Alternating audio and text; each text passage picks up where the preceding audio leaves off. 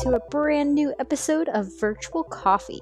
My name is Alexa Collier, and on this podcast, I sit down and have virtual coffee or tea with accomplished and innovative early career professionals, small business owners, founders of startups. Now, with me today is Nicole Drake, the talent behind Pet Paintings by Nicole. Nicole creates and sells commissioned artwork of your pets, specifically pet portrait paintings, pet portrait drawings, and even pet portraits painted on jean jackets. They also have a second business called Nicole Drake Paints, which is focused more on abstract paintings. Nicole has over 11 years of painting experience, and I'm really excited to dive into their journey. Now, before we do just that, I'd really appreciate if you could rate and review Virtual Coffee on the Apple Podcasts app. That really helps our podcast out. And you can also find us on social media on Facebook and Instagram. It's at Virtual Coffee Podcast. Happy listening wherever you are listening to Virtual Coffee, no matter what podcast app. We hope you enjoy it.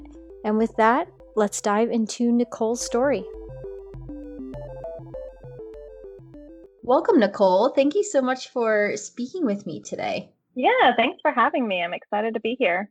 Same here. Yeah, really excited to hear your story and perspectives and advice. So to kick things off, I know I found you through Instagram, through your Pet Paintings by Nicole Instagram page, but you have a second business as well, right? Yeah, my second business, it's still run on Instagram, but that one is Nicole Drake Paints on Instagram. And that one is more like home decor, abstract paintings based off of interior design, things like that. Awesome. Very cool. So I'd love to hear the inspiration for Pet Paintings and Nicole Drake Paints. When did you decide to launch these businesses and what drove the launch of those businesses? Yeah, so the launch of these businesses were actually together as Nicole Drake Paints. It was kind of an umbrella business where I was doing commission paintings for like pet portraits, the abstract. I was doing for a minute there, I was doing like house paintings, greeting cards, like anything you think of when you go online and you're like, oh, I want to buy from an artist. I was kind of doing all of them just because I just didn't know like where it was that I wanted to direct it. And then eventually I started seeing like which two were really like resonating with my audience. I really had hopes like one would resonate and that I would find my brand that way, but two really like popped off. It was the pet paintings and then it was the abstract paintings for home decor. And so for a minute there, I was still Nicole Drake Paints. I was still doing both of the artwork underneath this just umbrella brand. And then at one point, it just got so confusing for me personally, I just had to split it. So that's how I ended up with two Instagram handles. And in my mind, I eventually had to admit to myself, like, I have two businesses because I was working with two different audiences. I was working with two different brands. If I was having business talks with people, like they were just completely different conversations. And so kind of the overall launch of the art business was in 2015, but then the actual split of the businesses was in 2019. I love that brand experimentation of, it seems you were saying, okay, I'm going to do all these types of paintings that I like to do and just see what lands. And that abstract and pet paintings kind of bubbled up as the main themes. That's very cool experimentation there. I love that because I wonder if other artists say, okay, this is my style. That's all I'm going to do, which is definitely another route to go down. But just love that experimentation you did. And don't get me wrong, that was more like an unconscious thing. Like I wasn't like for anyone listening who wants to start their art business, it was not a conscious experiment. It's definitely something that I look back on and I'm like, okay, I didn't really know what I wanted to do. I just know I needed to do art because it was like in my soul. It's something I need to do. But then looking back, I can see where I was doing it all. Two things bubbled up and then I eventually split it. So for anyone listening, if you're not thinking like, oh, I need to consciously do that, don't worry about it because that's more like in retrospect kind of reflection. Right. Hindsight is always 20/20, right? Yeah, absolutely. Awesome. So I'd love to know more about the paintings you sell, just kind of the process there. Like if I were to want to purchase a painting from you, either the abstract or the pet painting, what's the process there? How long does it take, et cetera? So the process actually starts with a conversation because both of the products I offer are very custom. Like I need to talk to you about the color scheme in your house. And you also, the customer has preferences and, they have opinions and things that they want included. Same thing with pet paintings. I need to collect all these photos from you and you want me to make sure that I'm doing one where your pet is smiling. Excuse me. So it all starts with a conversation. Usually what I do is in my Instagram bios, I put on there message me to request a painting, but I still have a link in my Instagram bios to actually go to a website and just click buy. Okay. And then, I can email you afterwards. But the more popular and more successful orders usually come from if you and I can start our conversations first. So that's usually how it starts, is you'll kind of just reach out to me. It's just a conversation just like you and I are having right now. We just kind of chat.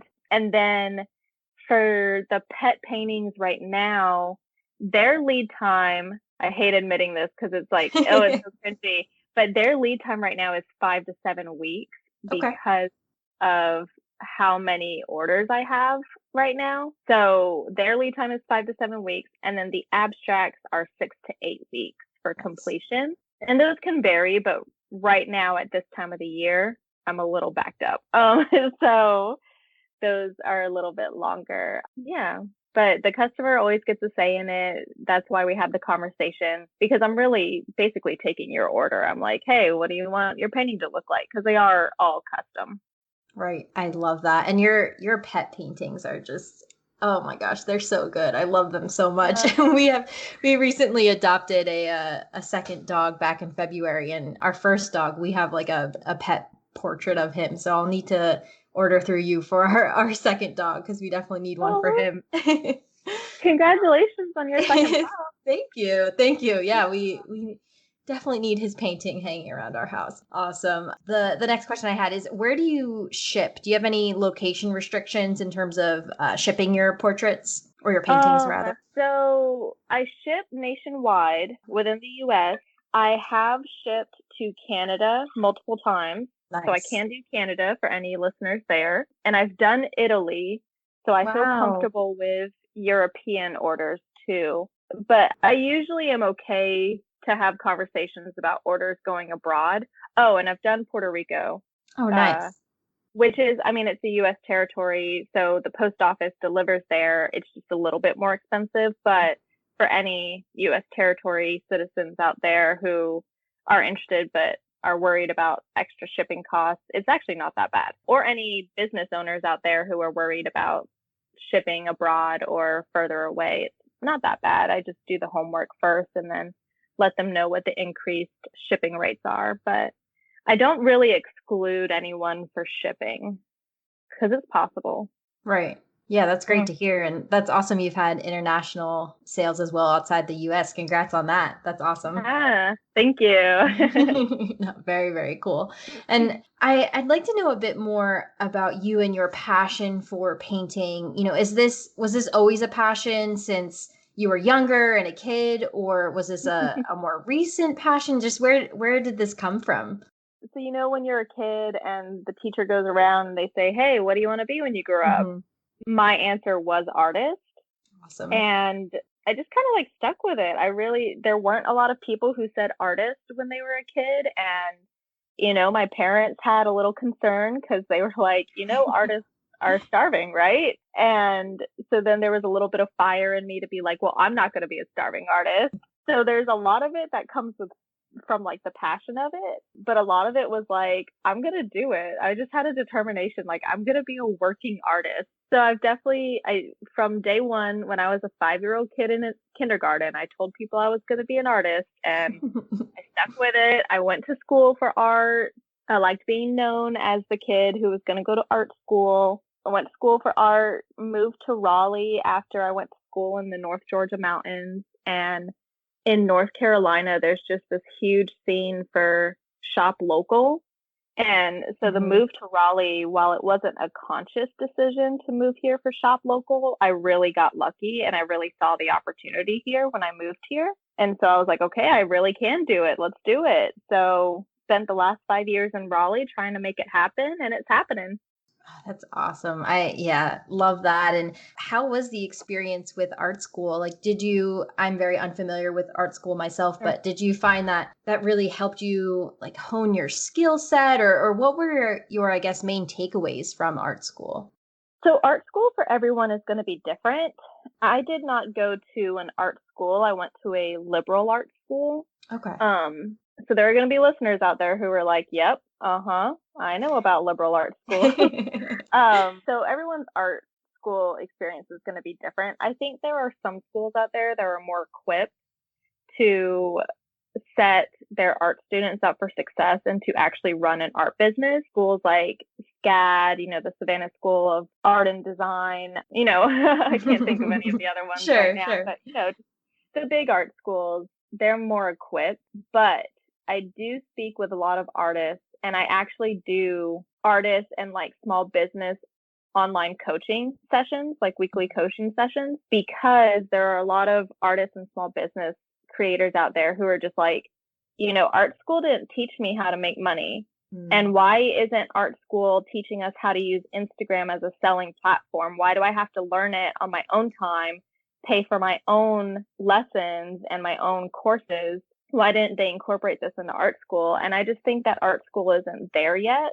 I don't think it's there. And maybe, I mean, I've been out of school for 5 years now, so I don't know what my program looks like anymore. And maybe they are incorporating online sales platforms, but they didn't teach me that. And I definitely had to spend the last 5 years learning how to take my business online and sell through social media, which is an amazing platform. And so I get creators all the time being like, why didn't they teach this in art school? So for any listeners out there who are like, okay, I'm in art school, it's going to happen. It's okay if it doesn't. Like, don't be disappointed if it doesn't. And don't be disappointed if you don't want to stick through it and want to pursue other means of learning. There are definitely artists who stopped going to school because they were like, this isn't going to do it for me. I need to put my money into an online course instead. Right. So for me personally, I've been offering courses because of that. And, I've spent 5 years learning it. And I also recommend like, hey, you can go somewhere else for it too. Yeah, you bring up an interesting point that I haven't thought about of, perhaps what's missing is the hybrid of like a business and art school, like that combination, right? Because you mentioned you're hearing, and perhaps you experienced it yourself, that art school didn't teach me how to make money, how to run my business. So what is that hybrid? How can you teach the skill sets of art and everything that, art school encompasses, Yeah. plus here's how to leverage that skill set and make it your career? Yeah, it's like a very interesting perspective. Yeah. And I don't try to be too harsh on like the school system Oh, sure. because, Yeah. they're still developing just like we are. So if you are finding that school isn't doing it for you, don't be too hard on them either. Like they're a business as well. They're trying to catch up to the times also. Right. Yeah, exactly. And perhaps that hybrid exists out there. I certainly Yeah. am not familiar with all the art schools that are out there. So perhaps that's already a thing as well. Yeah. Yeah. What other advice do you have for those wanting to start a business, say, say for artists or anyone really wanting to start a small business? Because it seems you've really had to learn that over the past 5-ish plus years. What's that big advice you have for others? So some of the biggest advice I've been giving others, specifically this year, thanks to our circumstances with COVID, is make sure you have an online presence. You need to have online platforms because everything's moving online right now. We don't know how long it's going to last, and we don't know if this is going to be a permanent shift. So you need to have an online presence. It doesn't need to be perfect yet. You can perfect it later, but you've got to throw it up on the gram or on Facebook or on TikTok. It's got to be somewhere. And the second advice is consistency. So either consistent in like posting, consistent in making, consistent in having those conversations with your followers, finding the one craft. So like for instance, when I was doing 5 things, like, house paintings, abstracts, pet paintings, try to find the one that people have ordered over and over and over again and hone in on that and make that your brand. because people are going to go to you for that. And they're going to say like, oh, you need a pet painting? It's Nicole. Whereas there are some other brands who do house paintings, pet paintings, wedding paintings, stuff like that. There's just more opportunity for someone else to say, oh, you need a wedding painting? Go to this one person who seriously just offers only wedding paintings, not wedding paintings, pet paintings, stuff like that. So I would say definitely have a social media presence, and then also consistency, making sure you're repeating the exact same thing over and over again, because that's going to give you success. Yeah, all great pieces of advice. I particularly love that one on mastery of your brand. And I think what you did so brilliantly was that split of your abstract paintings versus your pet paintings, because just exploring your pet paintings Instagram, which is the one I was familiar with, you're not trying to advertise both, right? Like that is your pet paintings Instagram. And like you said, now I know it's Nicole's pet paintings. Like that's who I'm going to go to when I need a portrait of Oliver, my dog. And I really like that, because I find a lot of Instagrams are, oh, we have everything, right? Whether it's whatever business, like we offer this, and this, and all these products, and it's almost overwhelming at first. So that's interesting to view the differences of someone who offers, a million products versus you've mastered your brand and the success that has brought you. I just love that you brought that up. I think that's a great piece of advice. Yeah. And then something else I learned specifically this year is that you can cross brand once you have developed each, like, so say I want to actually have 3 businesses, because I do house paintings, pet paintings, and I do wedding paintings. You make 3 different Instas, you spend a good 5 months building each of those brands. And then one day you just say on your pet painting Insta, oh yeah, I also paint houses. Right. And then all those people who love you for your pet paintings, they're like, oh my God, I can have more art from Nicole. I want it. And so then you get such a dedicated following that they want to buy from all of your brands.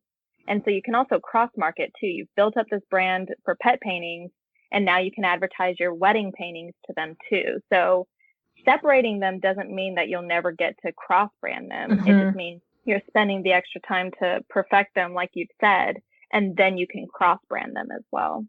That's just such a great point of, don't be afraid to first split off and recognize you might have several businesses going on. And then, like you're saying, once you build those different followings, then you can start to slowly mash them together and and just increase your success so rapidly. Love that. Just such a unique piece of advice. I really love that. Where are you hoping to take your pet paintings by Nicole Drake Paints? Where are you hoping to take these businesses? Do you have, major milestones you're hoping to reach this year or the next 5 years? Just curious where your head's at with your businesses. So I think short term, I really want to be, like I said, I want to be the person that gets referred to as the pet painting. So I'm also I really hone in on local markets. So everything on my Instagram, I'm always like, these are the Raleigh dogs I like to paint. I'm located in Raleigh. Let's support Raleigh. So like location is key. So I think short term, I really want to be the person that is known for pet paintings in my area and also abstract paintings, so that when anyone wants one or the other, there's like a whole audience out there that's like, oh yeah, go to Nicole. So that's a short term goal. But then I think long term, I do want to stop taking orders. I want to start doing what some other artists do, where they are just creating and they have launches every 2 weeks or every month. And like, that's enough to sustain them. Like, I know there's a business model out there for that, and I've looked into them. I'm just not ready for it yet, because I just don't feel like I've tapped my current like business structure. But eventually I just want to be creating at my own free will, which will probably be abstracts, because that's really my passion. Okay. And then doing launches and selling them enough to support myself. Yeah, that's an interesting distinction. Yeah, taking custom orders versus here's what I've worked on over the last, few months, whatever the time frame is, and now we're launching it. And you can purchase that, right? That's what you're thinking. Like, Yeah. okay. Yeah. Yeah, because that's like a like clothing store or like sticker shop, right? Like they create and then push that content out versus, yes, I will create whatever you ask me to. Oh yeah, and yeah, that's interesting. That seems like a cool segue into that, right? Like first you're building up your audience, your customers, your loyal customers, and then eventually you can switch into that. Here's my content that I'm pushing out to you. Yeah. Yeah, I think that's definitely the direction. Like when I look back on it, I think that's what I'm gonna see. Cool. Very cool. And your painting businesses, that's your full-time career right now, right? It is, yeah.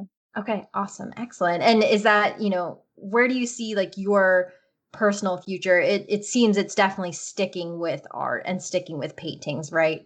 It is, yeah. Yeah, awesome. Any other like opportunities you would want to expand into, or, is it really I want to be able to push out my content to my customers, or, and I'm curious about, you yourself, like any other opportunities, any other passions that you'd want to explore in the future?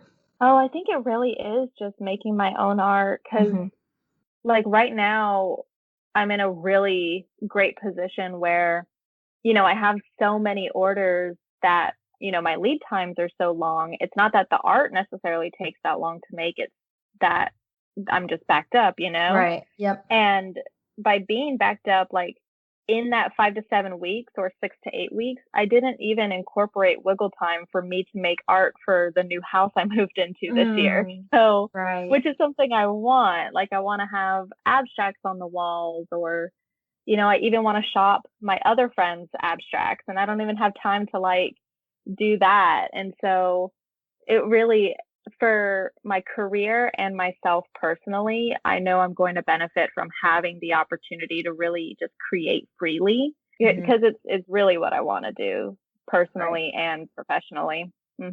Yeah, I mean, your passion for painting and for art is just so clear when you speak about it, and I think it's so great you have those very specific goals for yourself, and like, yep, I'm going to get there, right? And where I'm on that path, I'm going to do it. That's my passion, and I want to live my passion and live it out. I think it's just so great to hear that in your voice. It comes out very clearly. Thank you. And from your experience with running your businesses and trying to balance that, your love for art, your personal love for art, and I'm sure the other passions you have, also family, friends, right? Yeah. I'm interested in knowing the best practices you may have come about of balancing all of that. How do you not just paint for 24 hours a day to fulfill your orders and have a successful business? And just how do you balance all that? So I found balance between life and my business and trying not to paint 24/7 after reading 2 books that inspired me. And I'll tell you what the inspiration was, but I usually always recommend reading Jen Sincero's You're a Badass at Making Money and Chase Jarvis's Creative Calling. Chase Jarvis's book specifically will help answer this question. He has a lot of like advice on why everybody should do art. Even if you don't label yourself as an artist, like going and doing an art class, because it'll make you feel more authentically yourself in what you're actually passionate about. So like if you're a teacher and you teach kindergartners and you go and you take a weekly art class with your local artist, when you go into class, you're going to feel like more passionately yourself for teaching and stuff like that. Or like if you're a stay-at-home mom, you're a full-time mom, and you do a watercolor class once a month, you're going to go into your home and feel more passionately you because you've like tapped into your creative side. So for me personally, since art is my work, my profession, I can't let that be my creative outlet because otherwise I'm just doing it 24/7, like you said. So for me, after reading this book, I was like, Chase, how am I I'm an artist. Like I do that for work. I can't go do art and then come back in and do art again for work. Like that doesn't work for me. So I had to find other things. So like walking my dog, going to the coffee shop and journaling. I got into plants this year. So now my entire house is covered in plants. So I had to, for anyone who owns a business and is like, they are struggling and just sitting there and being like, oh, I'm so backed up, like I'm so busy, I can't do anything else. You have to. You have to do Right. something for yourself or you're going to suffer from burnout. Hmm. So if you create jewelry, you got to take a minute and you're going to have to step away from the jewelry and you have to do something else that's for yourself. It's not a chore. It's not like cleaning the house. You have to find another creative outlet because it's going to make you feel more passionately you when you go back into your creative field, which is also your profession. Yeah, I think that applies to, and you started to get into it, like any passion, any business, anything Yeah. you do as your career is yes, you can work on that in your personal time, what have you, but it can't be your escape. Like you can't escape from the thing you do all day. Yeah, Yeah. I know exactly what you mean. I think that's a great point because even if you want to paint all day or make jewelry all day or whatever, you need a separate outlet. Exactly what you're saying. Yeah. I think, yeah, I love that piece of advice. Yeah, I've done it too long in my past 5 years of burning out Mhm. where I'm like, oh, I need to do all this painting. I also want to paint for myself. And then I'm just burnt out. So Yeah. I've learned it from the past. And then you end up probably not wanting to paint, right? You're like, I'm That's so exactly sick of it. this. Yeah. Right. Yes, Right. that's it. Yeah. Yeah. And then did you mention you had a second book you recommend? Oh, yeah. Jen Sincero's You're a Badass at Making Money. That one I really appreciated because it gave me the permission to want to make money in my creative field. So like I didn't have to sit around and well, I mean I did, but it taught me that I don't have to sit around and say, "Ooh, I think I'm charging too much." Hmm. Because in the end of the day, when I don't charge enough, I kick myself because I'm like, "Oh, I just paid myself $7 an hour." Yeah. When I do the math of how long it took me to paint it versus how much I got paid. I don't think that answered the question at all, but it's just another book I like to recommend. Yeah. No, for sure. Yeah, I think that yeah, that seems like a great book for anyone who sells products that they make or any, right? Like when you're running your own Mm-hmm. business, just how to gain the would you say it's confidence of what to charge or is there actually, a formula there or an algorithm there that you use? It's more just the confidence. There's no Mhm. algorithm. There's another book for that, but I think there's like they touch on it a little bit, but this one is more like mindset. Okay. It's more like, okay, well, when friends and family, like everybody who starts a small business, they all start by selling to friends and family, right? Mhm. And because you love them and they're so close to you, you want to like give back to them. So you give them like a discount, right? But then Right. at the end of the day, you realize you paid yourself $3 an hour and you want to kick yourself in the butt. Mhm. Um, it helps you with the mindset to handle things like that, like where you start with on how you make money, how to give yourself permission to start charging more and not feel guilty about it, how to realize that, people have money out there and they want to spend it on you and you Mhm. need to let them. So, Right. yeah, that one's more like confidence and giving yourself permission to want to be rich. Yeah, and that confidence and mindset is so important, especially if you're running your own business. Like you need to learn that, like you're saying, yeah, so you don't end up taking home $3 an hour. Yeah. Mm-hmm. Yeah. So my last big question here for you, Nicole, is in this moment right now, what is your proudest accomplishment? Now, of course, this can be related to your businesses, can be related to paintings and art, or doesn't have to be at all. Just in this moment, what would you say is your proudest accomplishment? So, my proudest accomplishment right now is leaving corporate America to pursue my art career. So 11 months ago, so October 2019, something just, I had like, there was just like a falling out between me and work Hmm. where I was climbing the corporate ladder and I was on my way to headquarters and I worked so hard to get there. And there was just some sort of falling out between me and the company and nothing bad, but I saw it as, okay, this is my push. This is the universe telling me like this is not for you. I've been pushing you out of corporate America for years. You need to listen to me. You're not supposed to be here. And so I listened to it and I said so that like not a negative falling out whatsoever. It was just Mm-hmm. oh, this is inconvenient, and I think this is my last straw. All of you are great. I'm great, but I've got to try something different. Mm-hmm. And so my biggest accomplishment right now is leaving my 9 to 5 job and pursuing art full time. I gave myself 6 months to make it. In my mind, to make it was be able to pay my bills with art. Mm-hmm. And I kid you not, on the 6th month, that's when it happened. Like Wow. that's when it took off. And if like, I mean, month 4, I was like nervous. Month 4, I was like, I need to go back. I need to go get Mm-hmm. a job. Like, I can't keep doing this. And my partner sat me down and said, you said you were going to give yourself 6 months. You've got 2 more months. Just try it. Just Right. keep going 2 more months. And if I had quit at 4 months, I probably would have never seen this day Right. of success where I'm Wow. actually paying my bills with my art. So that's definitely my biggest accomplishment right now. Wow. And congratulations on that. I hadn't realized you did have that, more corporate-esque job before launching into this. So when you had that corporate job, were you doing your painting businesses on the side? Yes, Okay. I was guilty of quote unquote the hustle, Mm-hmm. where everyone's like, make sure you're hustling, you've got your side hustle, stuff like that. I was the number one guiltiest person of having a quote unquote side hustle. Mm-hmm. And which is just wrong because it was my calling. It's what I was supposed to do. Like I should Right. have made my corporate job my side hustle. Yeah. But I was guilty of being like, well, I don't think art can pay the bills, or I let society tell me art can't pay the bills.